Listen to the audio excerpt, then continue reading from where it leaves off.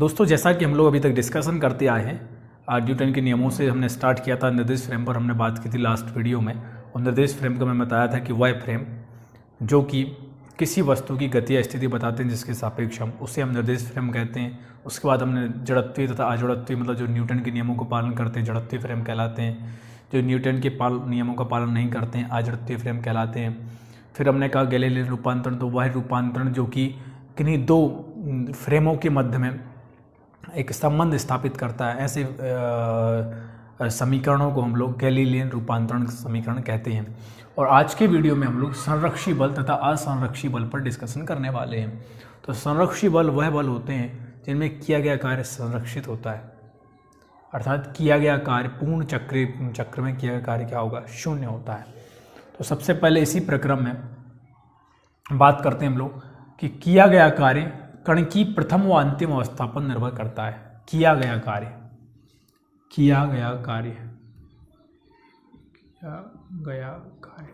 मतलब किसी भी कण पर किया गया कार्य या किसी भी प्रक्रम में किया गया कार्य अगर संरक्षी बल क्षेत्र के अंतर्गत किया जा रहा है तो वह किया गया कार्य प्रथम व अंतिम अवस्था पर निर्भर करता है।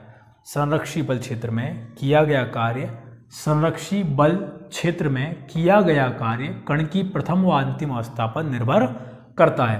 तो अगर कण की फर्स्ट स्टेज जो भी है और लास्ट स्टेज में यहाँ से दिल्ली जा रहा हूँ मान लीजिए, तो दिल्ली तक जाने में ये महत्वपूर्ण नहीं कि मैं किस रास्ते से दिल्ली आता हूँ, ये इम्पोर्टेंट है कि मैं यहाँ से चल करके दिल्ली गया। तो फर्स्ट स्टेज और लास्ट स्टेज का इम्पोर्टेंस है किसमें, संरक्षी बल क्षेत्र में। जैसा कि हम समझ लें एक कोई मार्ग था ऐसा कुछ, यहाँ कोई पॉइंट बी था, यहाँ पॉइंट ए था, यहाँ पी था और यहाँ पर क्यू था।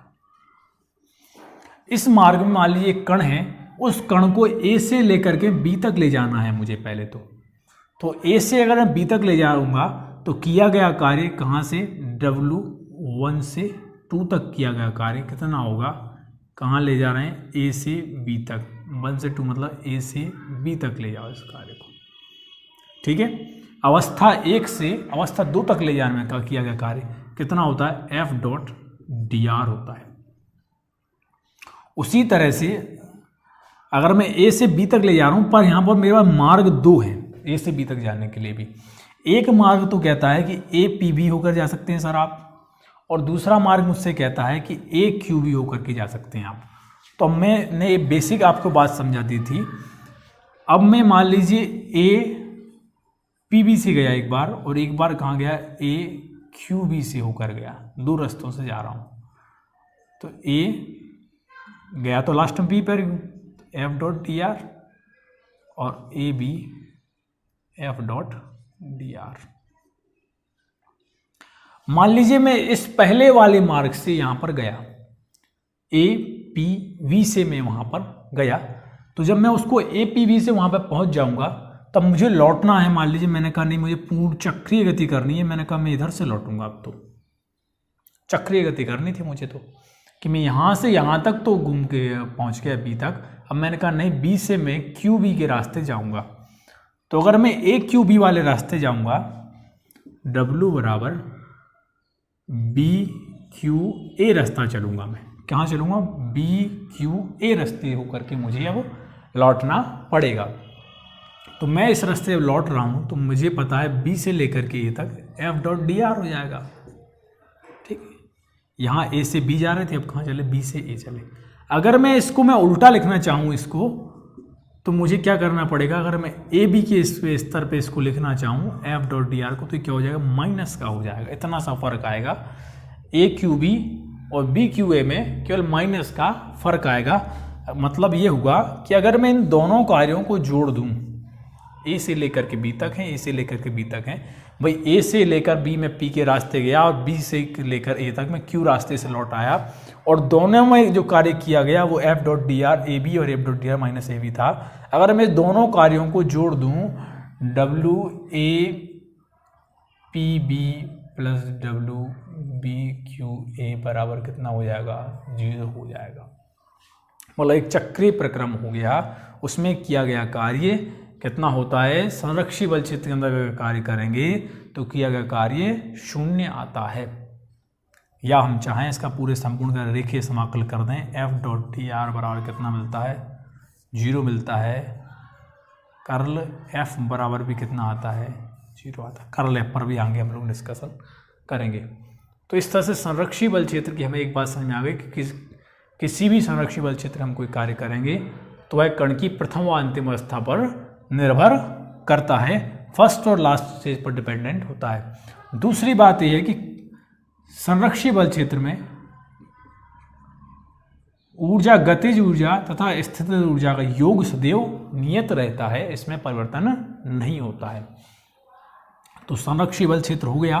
हम बात करते हैं असंरक्षी बल, मतलब जिसमें मार्ग पर निर्भर करता है, मतलब जो भी कार्य कर रहे हैं वो किस पर निर्भर करता है, अगर मार्ग पर निर्भर करता है तो ऐसे बल क्षेत्र को हम लोग असंरक्षी बल क्षेत्र कहते हैं, जिसमें कि किया गया कार्य मार्ग पर निर्भर करता है। अब हम लोग स्थितिज ऊर्जा पर डिस्कशन करने वाले हैं। तो स्थितिज ऊर्जा किसे कहते हैं, तो किसी कण की स्थिति के कारण जो ऊर्जा संचित होती है उसमें, उस ऊर्जा को हम लोग स्थितिज ऊर्जा कहते हैं, या स्थिति के कारण संचित ऊर्जा को ही हम लोग स्थितिज ऊर्जा कहते हैं। तो किसी भी कण पर किया गया कार्य, किसी कण को एक स्थान से दूसरे स्थान तक ले जाने में किया गया कार्य, उस कण की स्थितिज ऊर्जा में परिवर्तन के बराबर होता है। जैसे कि एक कण को हम एक बिंदु से दूसरे बिंदु तक ले गए, इस पॉइंट नंबर 1 से पॉइंट नंबर 2 पर लेके गए, तो किया गया कार्य क्या होगा, 1 2 2, 1 से 2 तक ले गए, एफ डॉट टी आर, ये कार्य होगा। और यह किया गया कार्य कितने के बराबर होता है, तो स्थितिज ऊर्जा में परिवर्तन के बराबर होता है। या फिर हम ऐसा कुछ समझ लें कि अगर किसी कण को हम अनंत से लेकर आते हैं, अनंत से कण को लेकर आते हैं, जब किसी भी कण को हम अनंत से लेकर आएंगे तो अनंत पर किसी भी कण की स्थितिज ऊर्जा 0 होती है। तो इसकी स्थिति ऊर्जा क्या है, 0, और वहाँ से R बिंदु पर लेकर के आए तो कार्य कितना होगा, अनंत से R तक कार्य करेगा, ये बराबर अनंत से R तक एफ डॉट डी आर। ये माइनस का सिंबल यहाँ रह जाएगा तो हो जाएगा infinity R F dot D R, या मैं चाहूँ तो इसको ऐसा भी लिख सकता हूँ। तो इस प्रकार से हम किसी भी संरक्षी बल क्षेत्र में स्थितिज ऊर्जा या को प्राप्त कर सकते हैं, चाहे अनंत से किसी कण को लेकर के आना हो या फिर किसी कण को एक बिंदु से दूसरे बिंदु तक लेकर के जाना हो। तो दोस्तों आज के वीडियो में हम लोगों ने यहाँ तक डिस्कशन किया। अगले वीडियो में हम लोग ग्रेडियंट ऑफ यू पर डिस्कशन करेंगे।